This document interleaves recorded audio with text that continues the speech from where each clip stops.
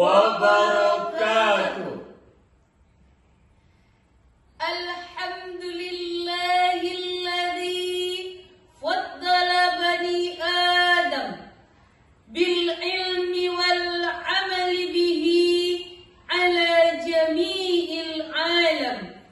Wassalatu wassalamu ala Muhammad sayyidil arabi wal ajam wa ala alihi wa sahbihi ya nabi'il ulumi wal hikam. Amma ba'du.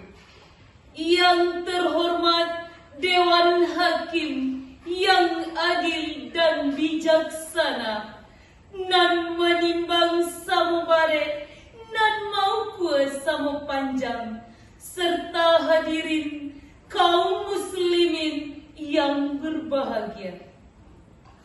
Sebuah keharusan bagi umat Islam untuk mensyukuri beragam nikmat yang telah Allah berikan.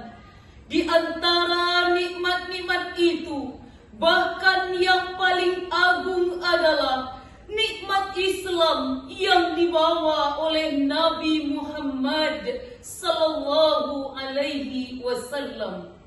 Dengan risalahnya, kita saat ini bisa hidup dalam keadaan beriman dan jauh dari kemusyrikan.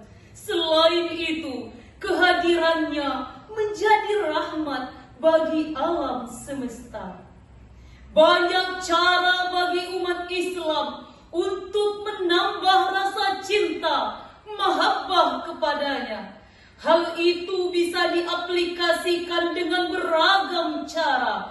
Di antaranya, memperbanyak membaca salawat, mempelajari kisah hidupnya, dan mempelajari kepribadiannya yang sangat mulia. Pada kesempatan ini, izinkan kami untuk membedah beberapa sifat mulia Nabi Muhammad sallallahu alaihi wasallam yang Allah abadikan dalam surah At-Taubah ayat 128. A'udzu billahi minasy syaithanir rajim.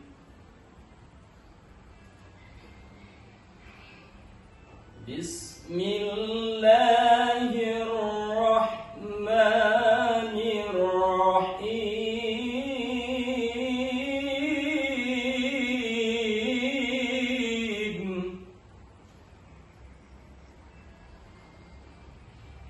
Laqad ja'akum rasulun min anfusikum azizun alaihi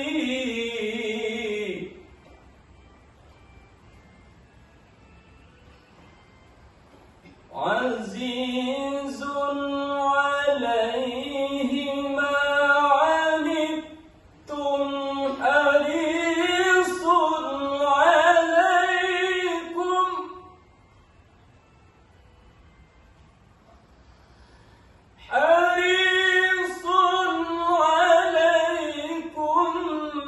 bil mu'minina raufur rahim.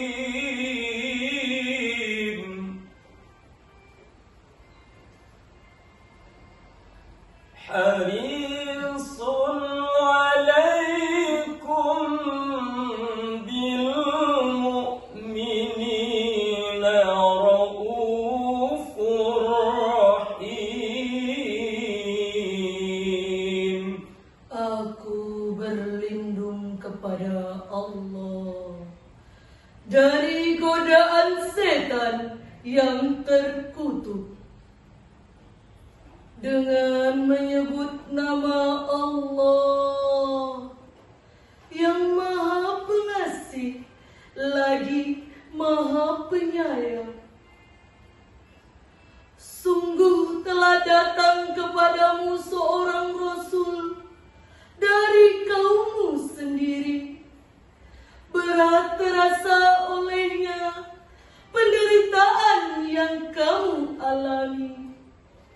Dia sangat menginginkan keimanan dan keselamatan bagimu, penyantun dan penyayang terhadap orang-orang yang beriman.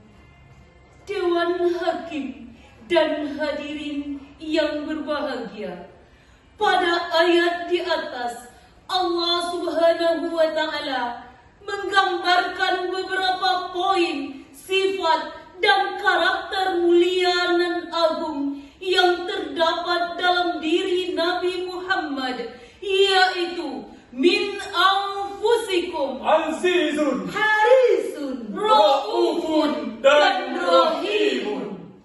Yang pertama, Min anfusikum, dari kaummu sendiri. Menurut Imam Abdul Katsir dalam tafsir Al-Quranul Azim, Juz 4 halaman 241, bahwa penggalan ayat di atas bermakna dari bangsa Arab. Dengan demikian, tidak sepatutnya masyarakat Arab mengingkari risalah yang dibawa oleh Nabi Muhammad.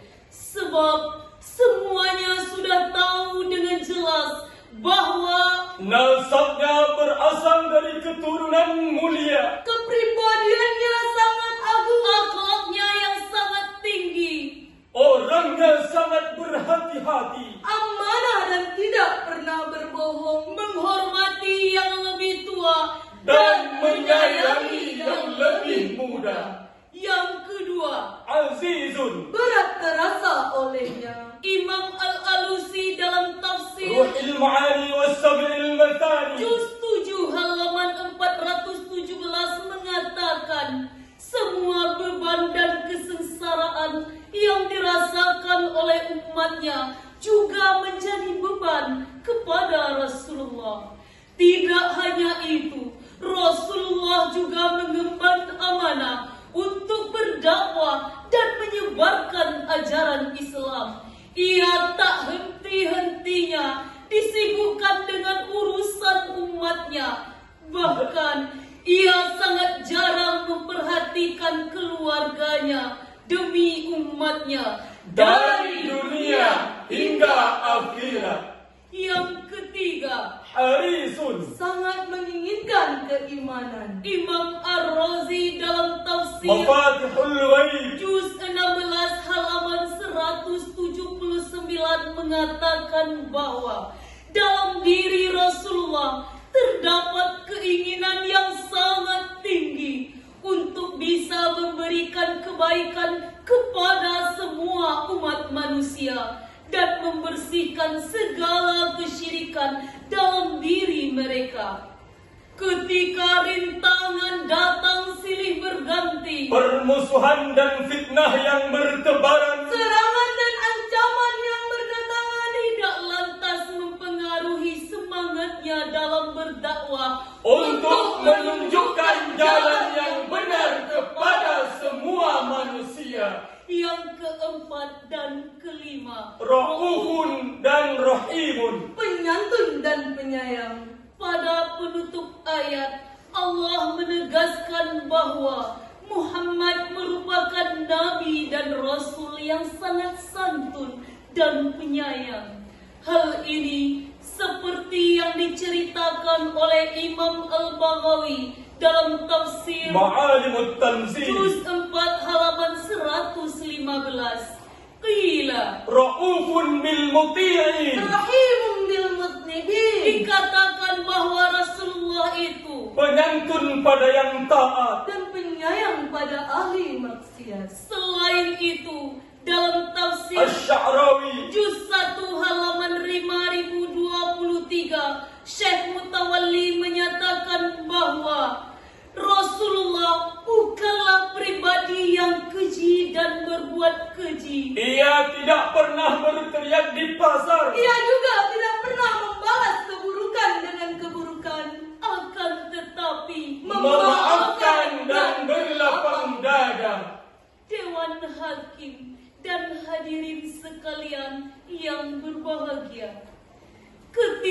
sifat-sifat Rasulullah ini dicermati dengan menggunakan kacamata pendidikan kekinian di sekolah, maka seorang pendidik dapat menerapkannya. Bagaimana cara memperlakukan peserta didiknya?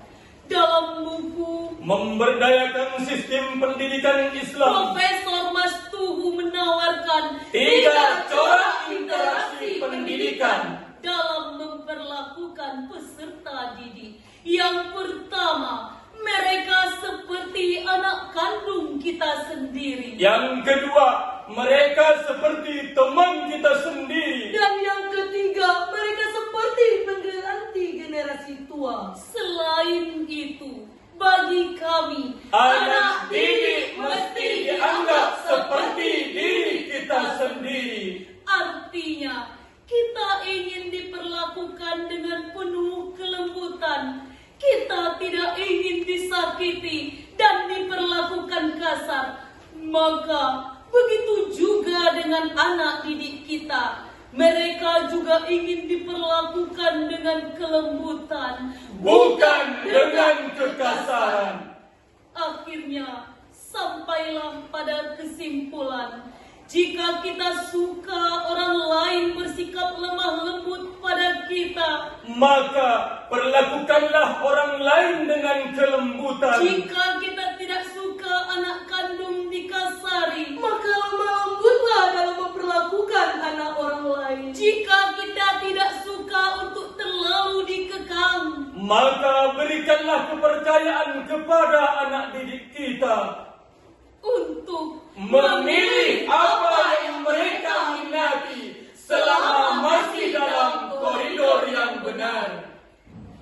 ini saja yang bisa disampaikan di hadapan rekan sekalian. Terima kasih segala perhatian. Mohon maaf segala kekurangan. Wabillahi taufik wal hidayah, warida wal inayah.